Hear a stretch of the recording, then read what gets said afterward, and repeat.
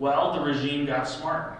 They said, you know what? If that's Israel's strategy, we need to knock them back on their heels. We need to reactivate the tentacles in a way that they can't handle, because that will finally take the pressure off the head. And of course, we now have seen October 7th. That's one thing to keep in mind as we think about what's happening and what's going on next. The other thing to keep in mind is 2005.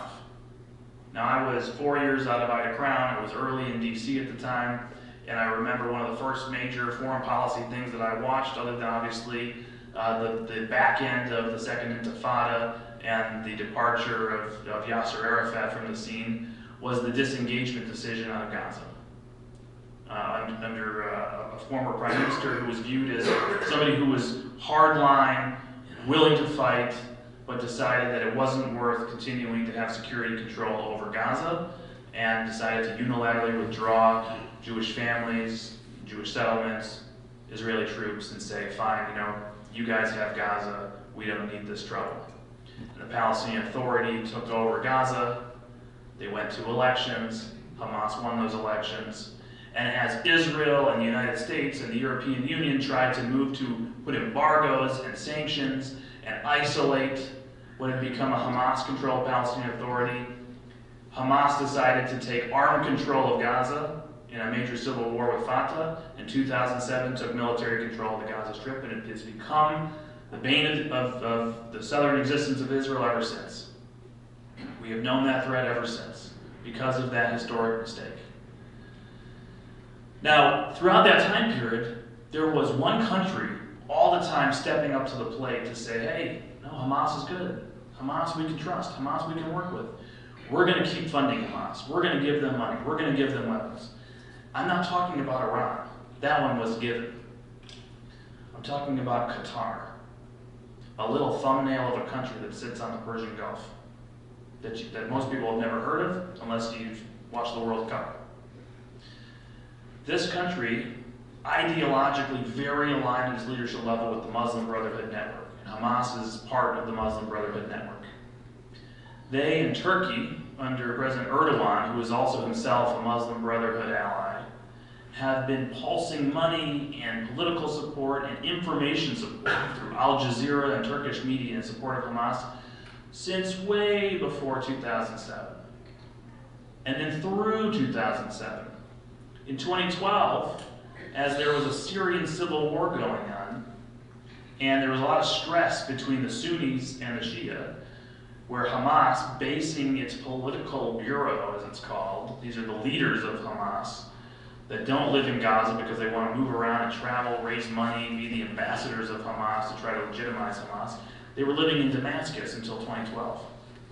And they had a falling out with Assad because they had to kind of condemn him massacring Sunnis. Was bad for Hamas business to say it's okay, this is an Iranian ally, we're getting rid of Iran, it's okay to butcher the Syrian people. So, I said, okay, well, we're going to have to move out of Damascus if we keep butchering Sunnis because we can't really be attached to this. We still want Iran's money and weapons, but we can't really be associated with you butchering Sunnis. And so they went shopping for a new home, and where did they find it? In Qatar. And these leaders have lived in Doha ever since 2012, living luxurious lives, as you probably read about in the newspapers recently. They go in and out of Turkey, they have visas, they have passports, and this is how they live and travel throughout the world. And we, as the United States and Israel, by policy, decide to say, okay, well, the Qataris are saying that if they pump hundreds of millions of dollars into the Gaza Strip, they pump hundreds of millions of dollars into Hamas, that will separate Hamas from Iran, it will make them less radical, and there'll be a governing body there, they'll at some point have a unity government back with Fatah, and we'll have a two-state solution. By the way, there are people in the White House who still believe that. And so that was the combined picture, strategic picture on October 6th.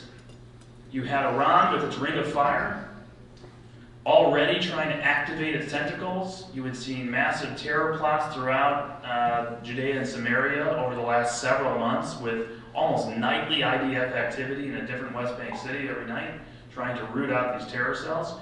You had for weeks focus on the north, where everybody believed, based on the intelligence, there was going to be some massive confrontation with Hezbollah coming and threats to send Beirut back to the Stone Age from the defense minister of Israel pre-October 7th. And then, of course, it's Hamas that unleashes the surprise attack, the massacre that we've all seen. Also, while that is happening, Iran still has its nuclear program. It's still advancing its nuclear program. We're now completely focused on this multi-front confrontation that Israel is now surrounded by. October 7th, the Gaza conflict, the threats coming from the north. On Monday, we actually had more rocket attacks from Hezbollah than we had from Hamas for the first time since October 7th. I mean, if we had not had October 7th, and what was going on the northern border was happening on any other day, you would say we were watching a Lebanon-Israel war. It is a war, but it is still a low-scale relative war compared to 150,000 rockets coming across. And that's why we say it's still somehow contained.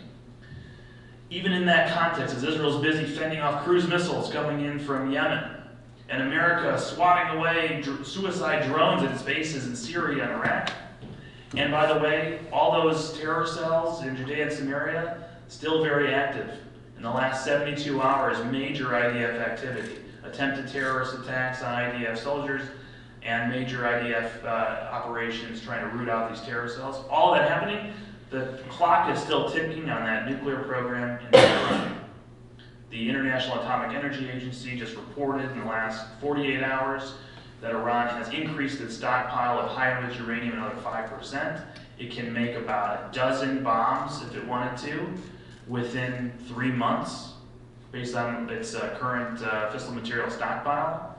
It has long-range missiles. It's obviously demonstrating those missiles through its proxies at the moment. And what are we doing about that? Well, the United States today has a policy of trying to pay Iran to stay under the nuclear threshold. It's unacknowledged, but we provide billions of dollars of sanctions relief by giving Iran access to funds that were previously locked down under U.S. sanctions under the maximum pressure policy. That started in May in earnest. It went through the summer months. It continues today. The latest waiver was sent to Capitol Hill on Tuesday. So right after we rallied with 300,000 people on the mall to stand with Israel, the administration sent a waiver to Capitol Hill, making sure that Iran still had access to another $10 billion. All part of the nuclear understanding you never heard of. How do we have all these different pieces put together here? Well, at the same time, by the way, Hamas took a lot of hostages. They took a lot of hostages. And God willing, we will get some of those hostages back out alive. And even if, as a national security professional, strategically, this entire thing is a disaster for the state of Israel, and having a negotiation with Hamas, legitimizing Hamas, potentially having a ceasefire for a number of days so that Hamas can rearm, figure out how to remaneuver, work the international pressure on Israel so it's not a 5-day ceasefire, 5 days becomes 10 days, which becomes 20 days.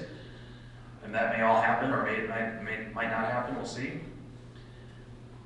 What happened the minute we found out there were hostages? Who stepped up to the plate to say, oh, we can help. We can be the lead negotiator. We want to be the facilitator to help you get hostages back. Qatar. Qatar is running the entire hostage negotiation right now. They have been from the beginning. The arsonist playing firefighter. And so as you see the Mossad director going in and out of Doha, the CIA director going in and out of Doha, Brett McGurk just arrived in Doha, I think last night, was there today. He's a White House Middle East coordinator. All these people working with the Qataris, for them to go to Hamas and say, what will it take for you, Hamas, to let hostages out?